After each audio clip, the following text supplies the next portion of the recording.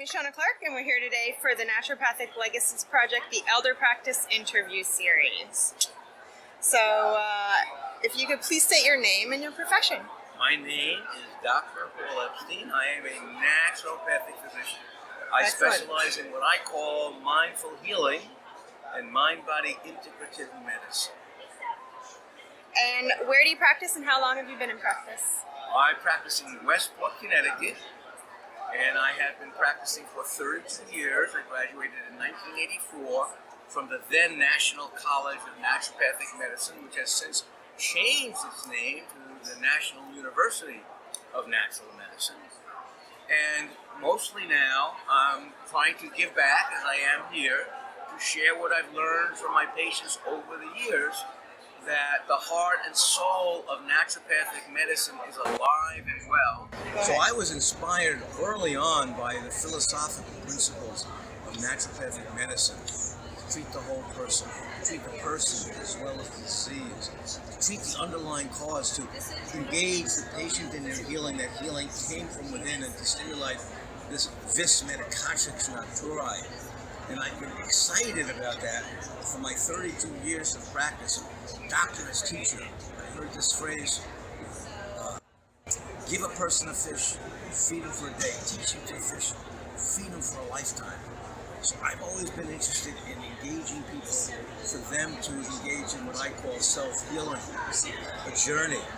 And I have come to understand that their pain and their illness is actually the vehicle, the opportunity to embark on a journey of self-healing and awakening. So we take their pain, their stress, their illness, and we use it to heal themselves, not just to get rid of it, to say, oh, we treated this disease, but to help the person heal themselves.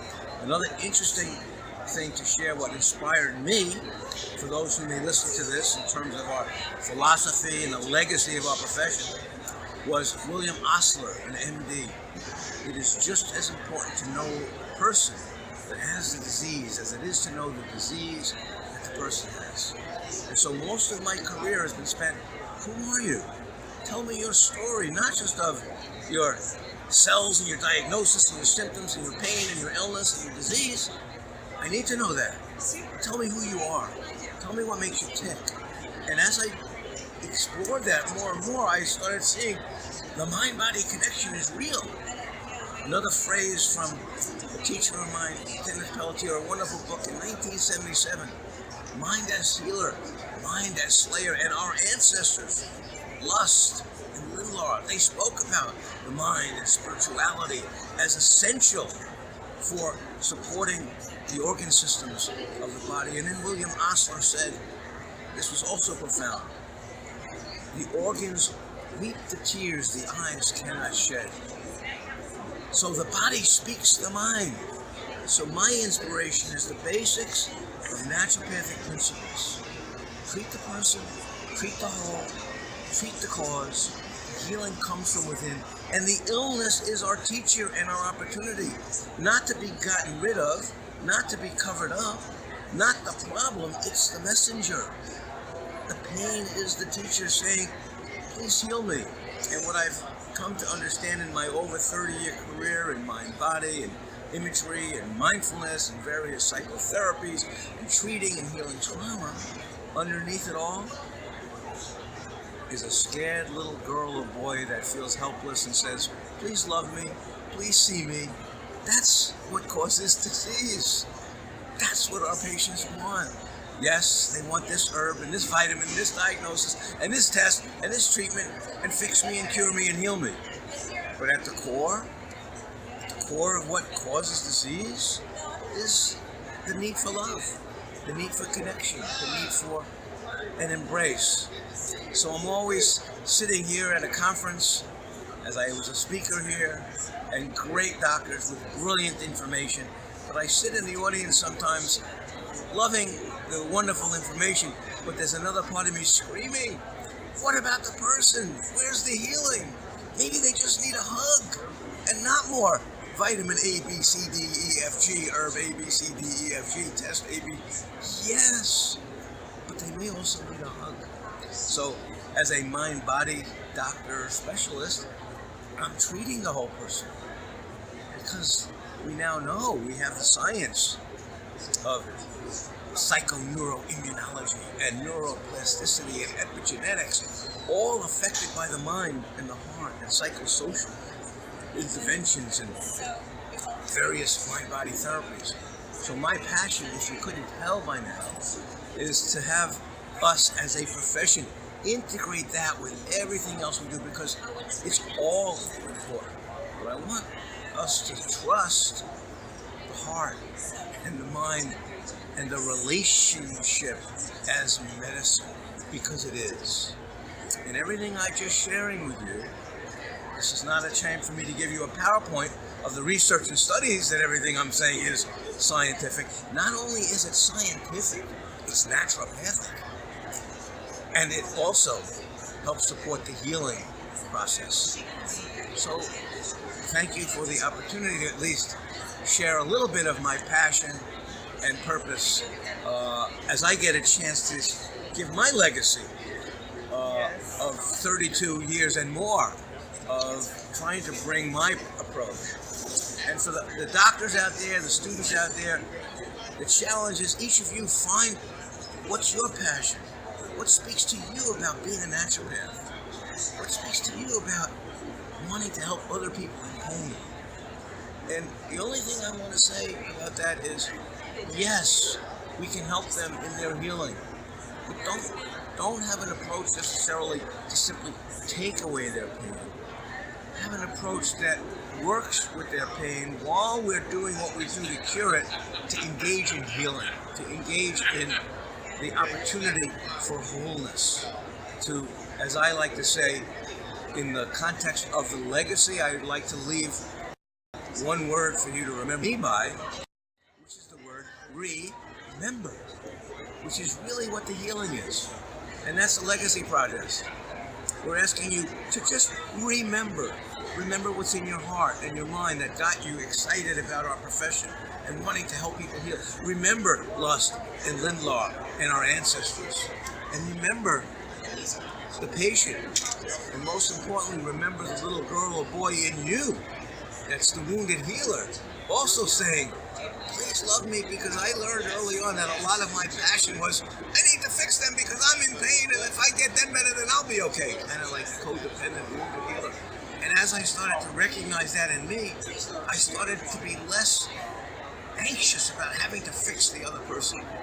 And I could be more patient and more loving and more engaging and more involved in a relationship that turned out to be the essential ingredient in getting them well. Yes, I prescribe this herb, and I might prescribe this remedy, and I might refer to this doctor or therapeutics, but at the core, the healing was touching the truth with love and compassion and connection. So, Dr. Epstein, would you mind sharing with us what's your most surprising experience you've had in practice? Well, everything I shared with you, I've learned from my patients. And I think the most surprising experience is how many times I asked patients to look within, and how many times a painful truth that initially would scare the hell out of me. Oh my God, what do I do now? I asked them to tell me what's really going on here. And they told me about their pain or their abuse or about their memories or some deep wound.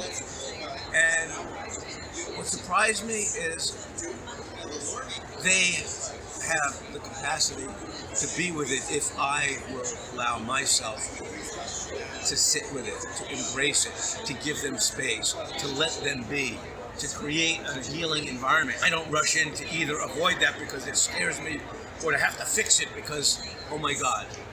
And so what I learned was, it's okay.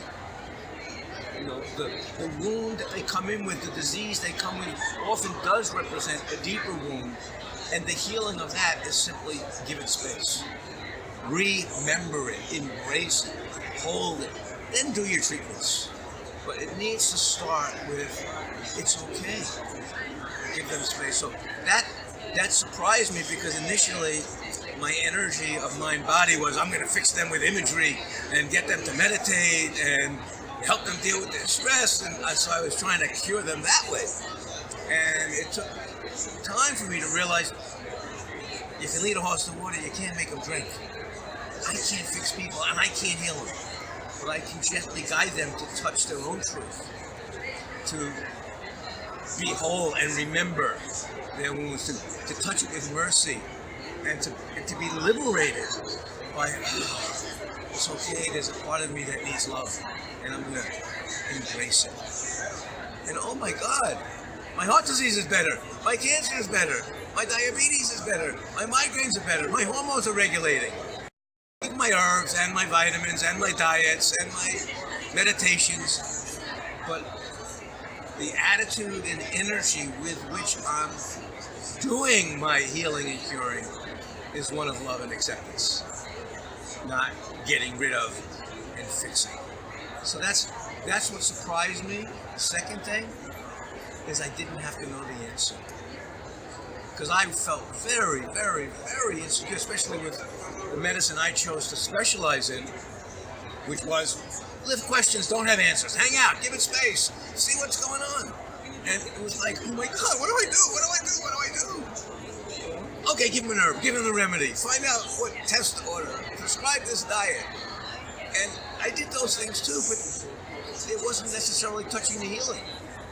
They would get better, but it wouldn't transform them. It didn't get to the root of what may have been needed. And so the second thing that surprised me is you don't have to know the answer. The answer will come, I trust it. So I could engage in healing as well as curing.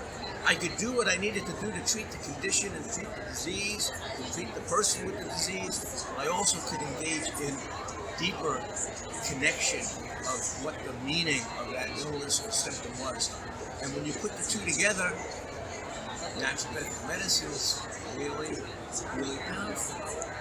But it surprised me that not knowing the answer and living questions could be as powerful as, what should I prescribe?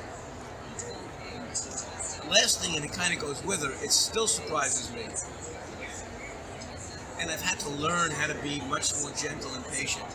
That even when the patient knows where their healing is, they're still scared to go there. And so I've had to train myself, I can't be scared to. The phrase, the cave we fear to enter contains the treasure we seek. So most of my work is helping people hang out at the edge of that cave.